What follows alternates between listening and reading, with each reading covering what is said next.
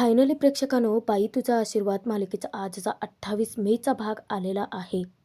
आता अवनीला लफडेबाज म्हणणाऱ्या विवानच्या डोक्यावरती चंद्रकांतने डायरेक्ट बंदूकच ताणले आणि त्याला गाडीच्या बाहेर फेकूनच दिलाय. सोबतच आता प्रज्ञा, जिच्यासाठी यशाचं स्थळ चालून आलं होतं, ती प्रज्ञा स्वतः येऊन आता यशाची भेट घेतली. आत्याने तिला कान भरण्याचा प्रयत्न केला.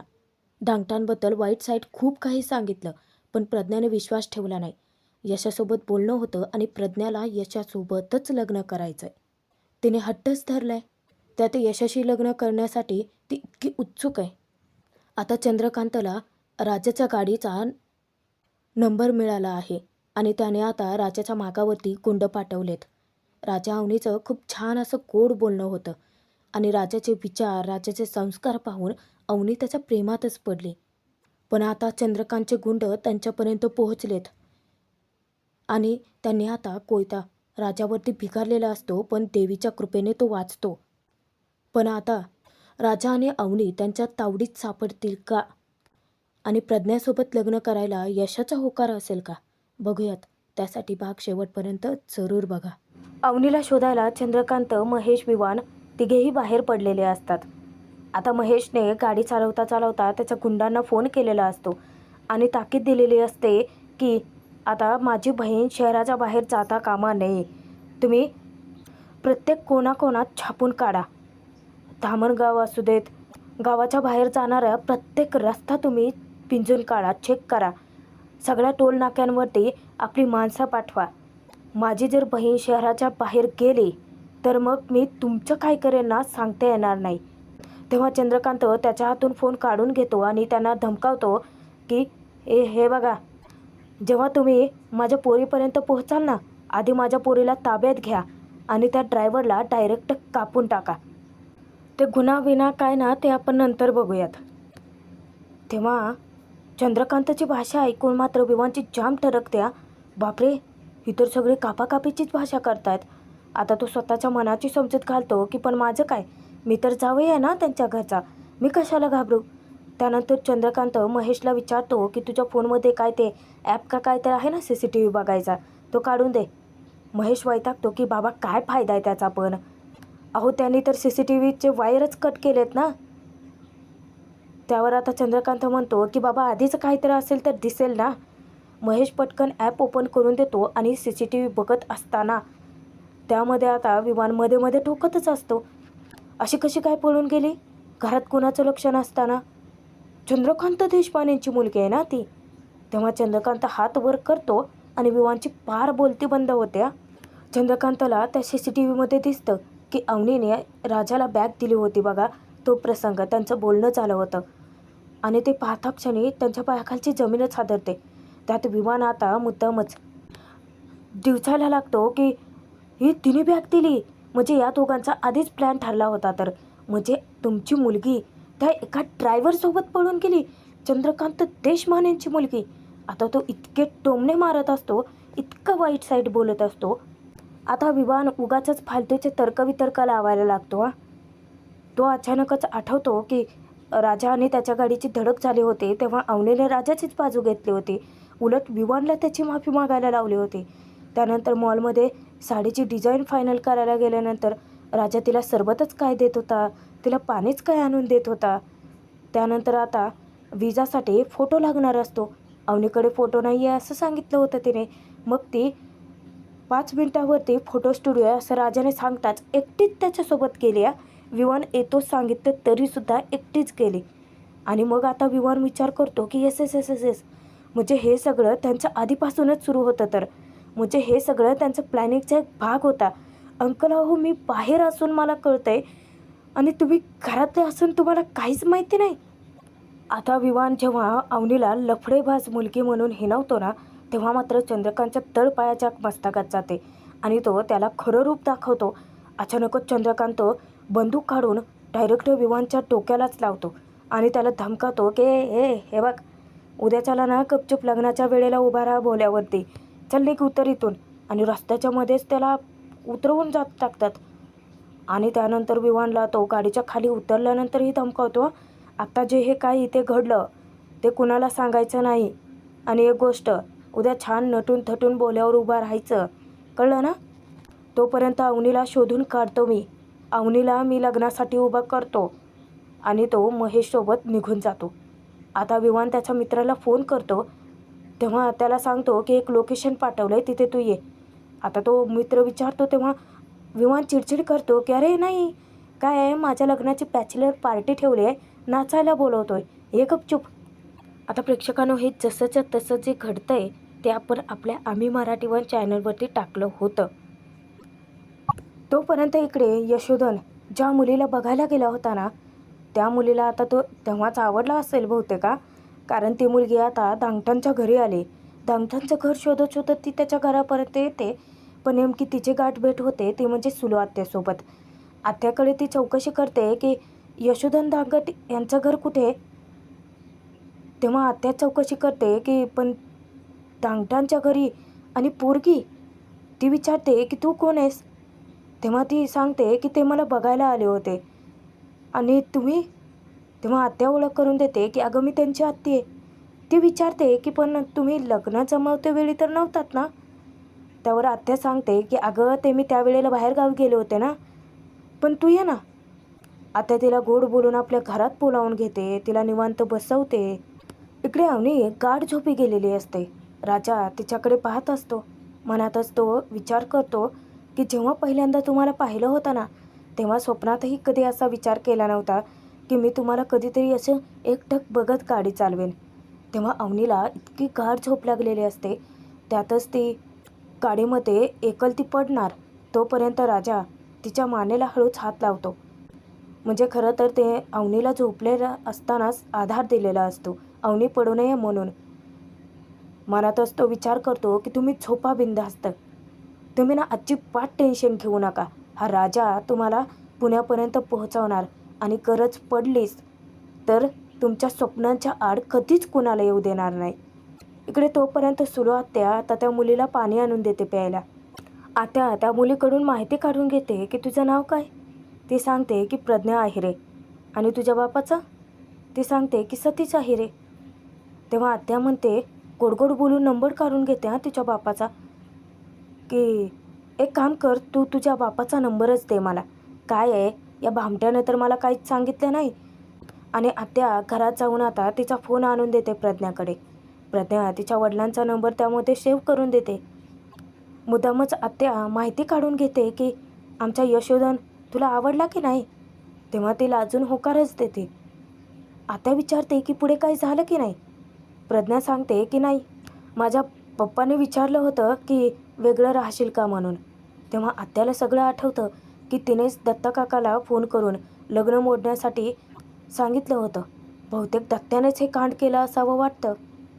आणि आत्या मुद्दामच प्रज्ञाला सांगते की तू एक काम कर, घरी जाय आणि तुझ्या बापाला थँक्यू बोल. प्रज्ञा अचानकच विचारते की पण असं का बोलताय तुम्ही.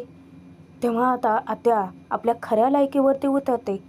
प्रज्ञाला विचारते की काय गं, बापापेक्षा जास्त अक्कल वाटते का तुला. अगं 5-5 बाप्यांचं अपयशी घर आहे हे. तू माझ्या पोरीसारखे आहे ना, म्हणून सांगते तुला, या घराला बाईचा आशीर्वादच लागलेला नाही. आणि तुला वाटतं का ते लोक तुला सांभाळणार आहेत. त्यांना ना बाईसोबत कसं वागायचं, तिच्यासोबतचं नातं कसं जपायचं ते काही बी माहीत नाही. ना त्या घराला आईचा आशीर्वाद आहे ना बाईचा. ना त्या घरात आई आहे, आत्ती आहे, मावशी आहे, काकी आहे, कोणच नाही आहे. पण प्रज्ञा सांगते की मला यशोधनराव तर खूप चांगले वाटले.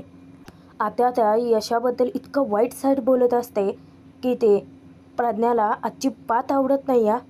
अगं तो यशा गवंडी काम करतो, त्याला त्याच्या घराची साधी वीट सुद्धा लावता आली नाही. तो काय तुझ्यासोबत चांगला संसार मांडणार आहे. बिना आईचे वाढलेले लेकरं आहेत ते, आणि त्यांच्याकडून तू संस्कारांची अपेक्षा करतेस. त्याने ना मती गुंद केली तुझी. प्रज्ञा आत्याला ठणकावून सांगते की अहो पण कुठलंच काम छोटं किंवा मोठं नसतं. अचानकच यशाबाहेर काही कामानिमित्त येतो आणि त्याची नजरच जाते की प्रज्ञावरती. इकडे एकतर डोक्याला टेन्शन असतं, आणि त्यातच चंद्रकांतची आई आणि बहीण अचानक येऊन अवनीबद्दल चौकशी करतात. तोपर्यंत अवनीची आई थापाबिपा मारून परिस्थिती सावरून घेते की अहो अवनी पार्लरला गेली आहे. तुम्हाला तर माहिती आहे ना, आता फंक्शन म्हटलं की या पोरींचं पार्लरशिवाय पानच हालत नाही. तुम्ही नाश्ता वगैरे केला की नाही? तेव्हा आजी सांगते की नाही. त्यावर आता ते त्यांना पाठवून देते की अहो तुम्ही नाश्ता वगैरे करा. उज्ज्वला काय आहे अगं, जा त्यांना खाऊ घाल काहीतरी. चंद्रकांतचा इतक्यात फोन येतो आणि अवनीची आई आता उत्सुकतेने विचारते की अवनी सापडले का? चंद्रकांत वैतागतो की अजून नाही गं बाई, तू एक काम कर, आपल्या त्या वॉचमॅनला शेजाऱ्यांकडे पाठव आणि त्यांच्याकडून ना CCTV फुटेज काढून घे. त्यांना फक्त सांग की CCTV फुटेज पाहिजे, ते काही बोलणार नाहीत. आणि एकदा का CCTV फुटेज मिळालं तर अवनी ज्या गाडीतून गेले त्या गाडीचा नंबर प्लेट, त्याचा फोटो काढ आणि पटकन मला पाठव. आता इकडे प्रज्ञाला पाहिल्यानंतर यशा अचानक हाक मारतो. आता प्रज्ञाला यशाबद्दल, घरातल्यांबद्दल वाईट साईड सांगत असते. पण हाक ऐकता क्षणी आता आत्या यशाला सुद्धा शिव्या घालायला लागते की बघ चोराच्या मनात चालणं. तुझ्या पोटात गोळा आला असेल नाही का, तुझं बिंग फुटल म्हणून. अरे माझा शाप आहे याला, याचं कधीच चांगलं होणार नाही. तेव्हा प्रज्ञा तिच्यावरती डाफरते की तुम्ही यांच्याबद्दल वाईट साईड कशाला बोलताय. त्यावर आत्या तिच्यावरतीच रागावते, ए मंदाड, त्याच्या गोऱ्यात मोऱ्या चेहऱ्याला भुलू नकोस, लय आतल्या गाठीचे आहेत ही लोक. तेव्हा प्रज्ञा तिच्या तोंडीच लागत नाही. यशाने हाक मारताच ती दांगटांच्या घरी जाते. यशा आता प्रज्ञाला सांगतो की आत्या खूप विश्वास करते आमचा. प्रज्ञा सांगते की हो दिसलं मला ते. प्रज्ञा विचारते की आपण घरात जाऊन बोलायचं का, ऊन खूप आहे ना. तेव्हा यशा होकार देतो. नंतर तो सांगतो की नाही नको, घरात नको जायला. घरात कोणी बाई माणूस नाही आहे ना. तुम्हाला माझ्यासोबत बघितल्यानंतर उगाच तुमचं नाव नको खराब व्हायला, गैरसमज झाले तर. तेव्हा यशा किती मोठा मनाचा माणूस आहे, त्याचे विचार किती चांगले सुसंस्कृत आहेत हे आता प्रज्ञाला कळून चुकतं. आणि आत्या एवढ्या वेळ जे तिचे कान भरत होती, त्या दांगटांबद्दल वाईट साईड बोलत होती, यशा तर अगदी त्याच्या विरुद्धच निघाला की. यशा तिला थांबवतो आणि पटकन 2 खुर्च्या घेऊन येतो तिच्यासाठी आणि त्याच्यासाठी.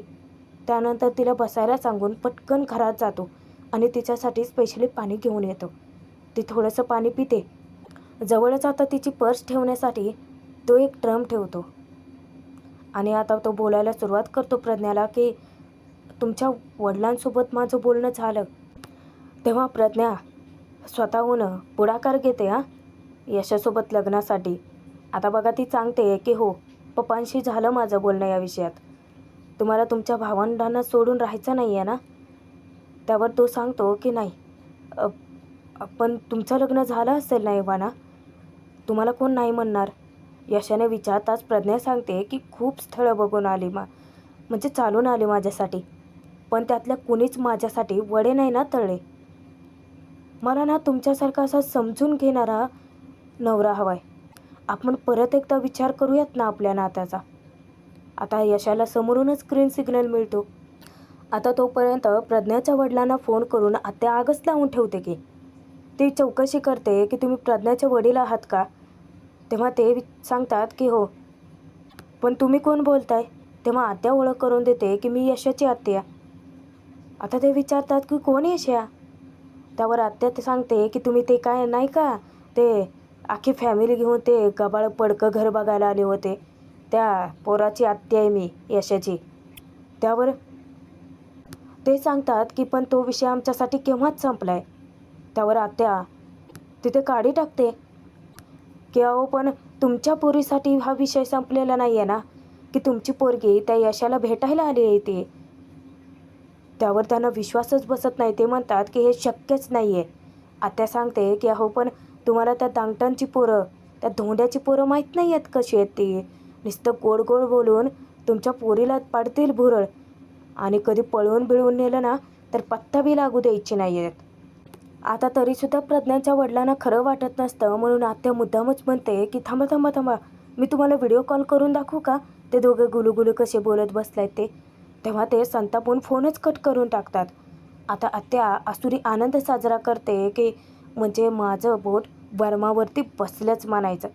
धोंड्या, तुझ्या घराला कधी बी बाईचा आशीर्वाद लागणार नाही.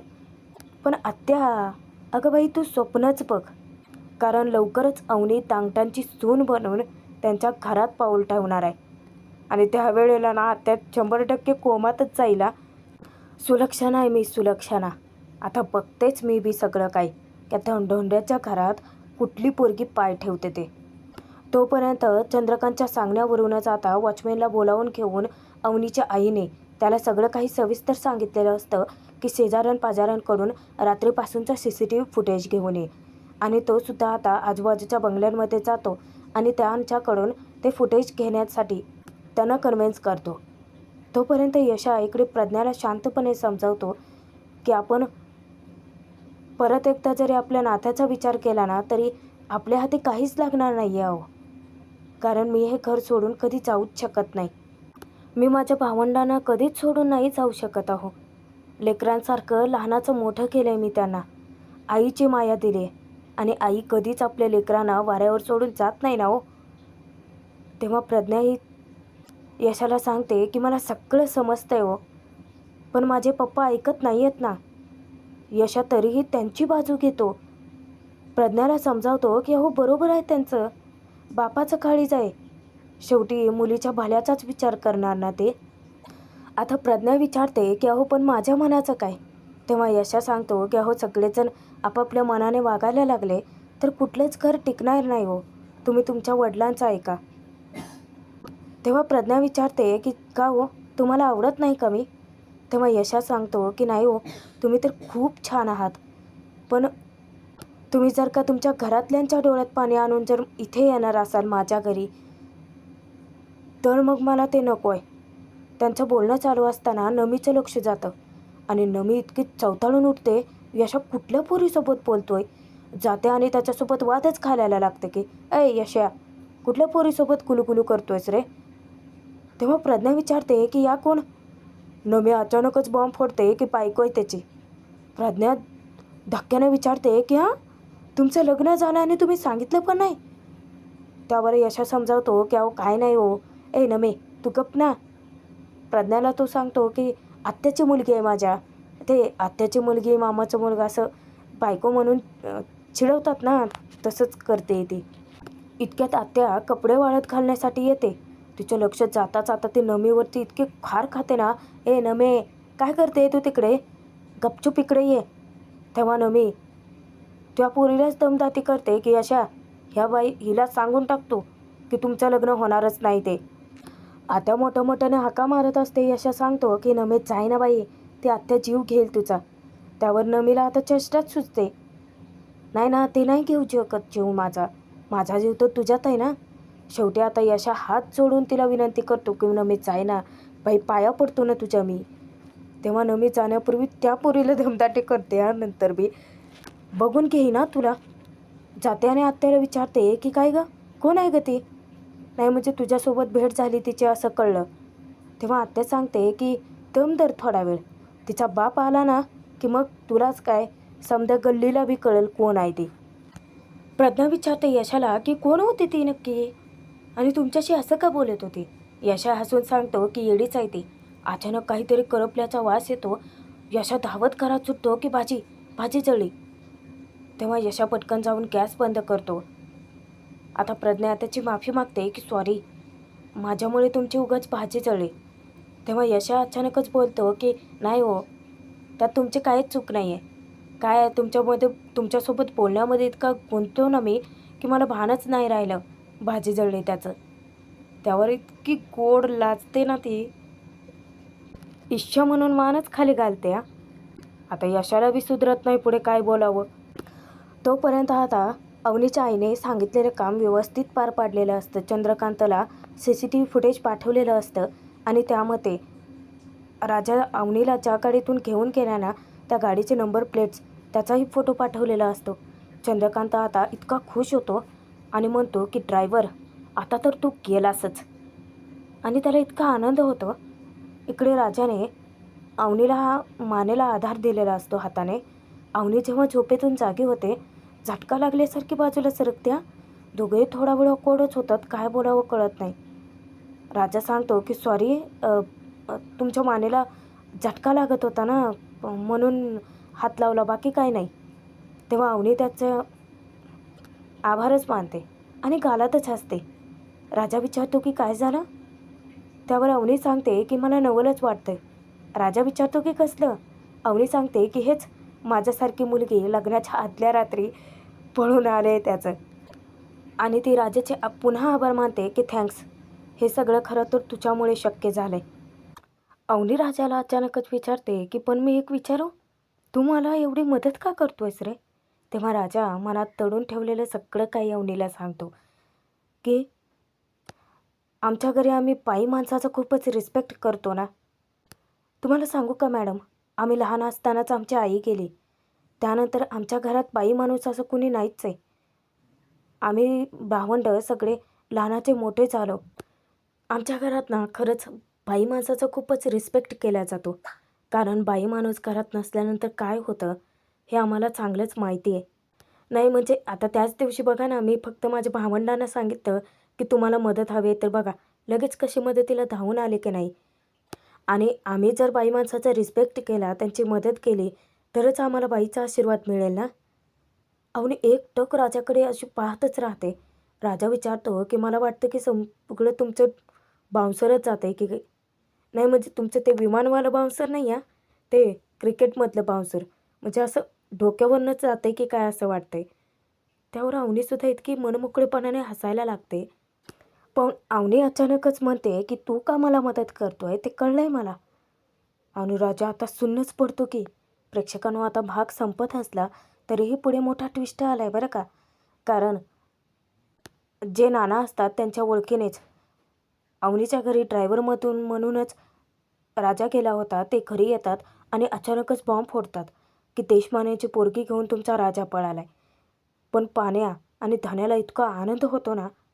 त्यातच अवनी आणि राजाच्या गाडीचा पाठलाग करत त्या चंद्रकांतचे गुंड अगदी तिथेच पोहोचलेले असतात.